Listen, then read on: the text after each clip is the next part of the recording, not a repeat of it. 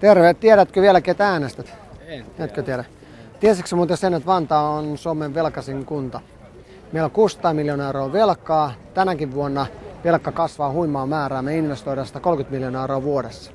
Ja nyt on niin hirveän tärkeä asia unohtunut meillä päättäjillä, niin kuin mun valiteemassakin tässä on, että me pitäisi ensin investoida ihmisiin ja sitten rakenteisiin. Sä oot ihan oikeasti tuossa. Kato, mä oon Takaselämän ryssä on 8 vuotta ollut Havukoskel työssä ja Korsossa. Ja me, kun jaetaan myös EU-ruokaa, niin meillä on 60% nykyään eläkeläisiä, jotka hakee meiltä ruokaa, koska niiden pienet eläkkeet ei riitä. Nyt kun ruoan hinnat on noussut ja elintaso on noussut, niin ei enää riitä elämässä. Sä puhut ihan asiaa. Vuosi sitten oli 30% vaan hakijoista eläkeläisiä. Nyt se on niin hurjasti noussut, että nyt pitäisi eläkkeitähän pitäisi korottaa ja ne pitäisi periaatteessa päästä ja vero olla huomattavasti pienempi eläkeläisillä. Niistä pienistä eläkkeistä ei voisi ottaa veroa lainkaan. Tiedättekö, miksi Vantaalla on Suomen viisaampi? Sen takia, koska täällä on Suomen alhaisin äänestysprosentti on Vantaalla. Se oli viime kunnallisvaaleissa vaan 50,8%.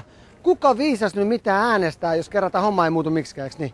Mitä järkeä äänestää, kun kaikki suuret puolueet lupaa vuodesta toiseen erilaisia hyviä asioita nuorten puolesta, eläkeläisten puolesta, sairaiden puolesta ja kansan puolesta, mutta sitten sama poliittinen kääntä jatkuu sen jälkeen, kun valit on ohi. Ja sitten kuitenkin sanotaan, että rahaa menee koko ajan johonkin, mutta sitä ei riitä nuorisotyöhön, eikä sitä riitä vanhustenhoitoon, eikä riitä terveydenhuoltoon, eikä koulutuksen parantamiseen. No. Lapset ja vanhukset ovat elämän suola. Ilman heitä arkemme olisi merkityksetön, joten pidettävä. Minä olen työkykyinen menettänyt vanhuksia hoitaessa. Joo, se on moni antanut kaikkensa siihen. Moni on antanut kaikkensa siihen, että no 15-16 tuntisia työpäiviä. Joo, ja tees nuorison tulevaisuus tässä maassa. Jos te ette ota itselle päätöksentekoa käsiinne ja te pystytte päätöksiä tehdä sillä, että te äänestätte semmoisia tyyppejä tonne tulevaisuudessa, kun teillekin äänestysikä on, jotka oikeasti ajaa nuorten asioita ja yhteisiä asioita, niin sitten alkaa muuttua ne hommat. Esimerkkinä mä yritän ajatella nuorella 5 vuotta teille tänne kunnon skeittipuisto Vantaalle. Skeittipuisto ei se maksa paljon mitään kaupungille tehdä, niin ei ne saa niitä. Niillä on jotain hikisiä ramppeja siellä täällä jossain Vantaalla. Kaikki menee stadiin keittää ja sinne lautaalle.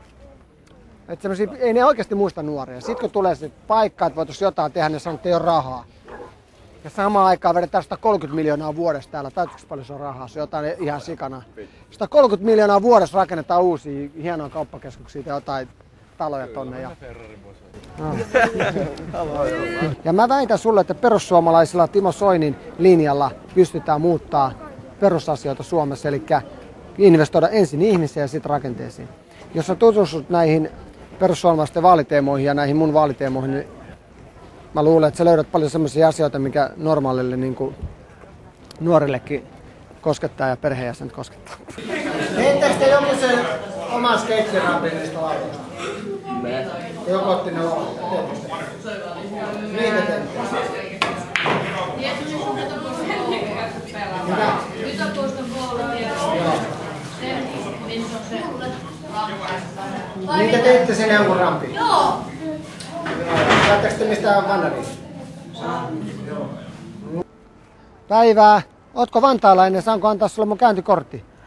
Mä oon Mika Niikko, toi Takaselämän ry toiminnanjohtaja ja mä oon perussuomalaisten ehdokkaana nyt ajamassa nuorten asioita. Sano mummolle vielä, kuka se on se pääperussuomalaisten Soini. Timo Soini kuule. Timo Soini puhuu kuule ikäihmisten asioita ja muuta. Onko sä laittaa sun kuule tonne noin? Kiitoksia. Ja kuule, jos sä ääneen annat kuule perussuomalaisille, niin sanot Soinin asialle. Olen aina äänestänyt. Oletko äänestänyt? Olen äänestänyt ihan aina, mutta nyt on ajatellut ihan tosissaan, että pitäisikö siirtyä. Kuuntele, kato, mä oon 8 vuotta ollut nuorten ja lasten asian järjestössä, johdan tuossa Havukoskella. Konkreettisesti tiedän, mitä ne asiat on.